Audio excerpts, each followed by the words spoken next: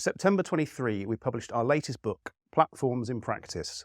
It's a worked example of how platform theory has become reality. The book talks about the origins of platforms and the creation of Platform 2, which is used for mid-span buildings including hospitals, offices and schools. It includes a practical guide to applying platforms and an exploration of the Forge, the world's first building designed and constructed using P-DfMA. The book also discusses how platforms aligns with government-led recommendations on platform approaches, specifically using a structural carrier frame and the benefits of achieving factory-like conditions on-site. The government has talked extensively about a repeatable grid with common dimensions and says facade and fit-out can be incorporated into the approach, with MEP systems prefabricated to fit into a platform superstructure. Before platforms even existed as a concept in construction, the industry agreed that innovation in the way we build was key to reversing flatline productivity, increasing overall efficiency and reducing carbon. One response to this was to manufacture large pre-built sections of entire buildings in a factory and transport them to site. And for a while, volumetric modular was championed as the future. However, operating massive manufacturing facilities and transporting vast and heavy prefab modules around the world quickly raised major concerns with logistical inefficiency, cost and carbon impact. A platforms approach to design and construction reaps the benefits of manufacturing at component level, combined with manufacturing levels of productivity on site. This means a fast, accurate, low carbon carrier frame that allows for the most efficient MEP design and installation. A key aspect of a platforms approach is that we standardise at component level, but allow complete freedom at asset level. IKEA has already built a $20 billion business on the same principle. Using a mix of simple commodities like standard steel sections and in-situ concrete, combined with highly optimised interfaces, manufactured at scale has multiple benefits. Firstly, it allows for endless configuration.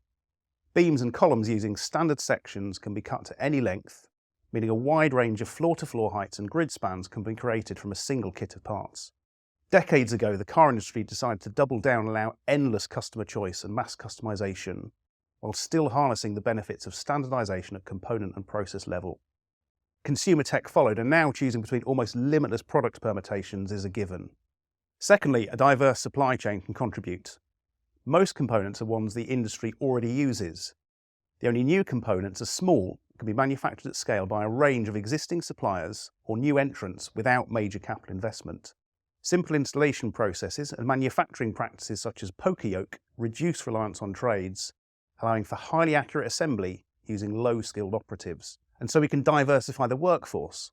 We've already seen this in action with non-construction workers delivering pharmaceutical facilities, new prisons, parts of London Heathrow Airport.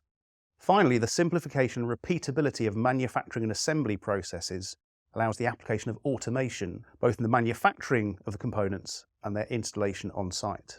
A study of platforms at the Forge was led by Dr. Danny Murguia, Research Associate at the Laing O'Rourke Centre for Construction Engineering and Technology at the University of Cambridge. This study forms part of wider research being conducted by Cambridge to develop a performance and productivity framework for the UK construction industry. Analysis by the research team showed that by consistently delivering on readily achievable installation rates and an improved workflow, it's possible to significantly reduce construction cycle times and increase productivity. Danny and his team found that P-DfMA offers the potential to double programme productivity, reduce embodied carbon by 20%, and achieve a 40% reduction in programme time.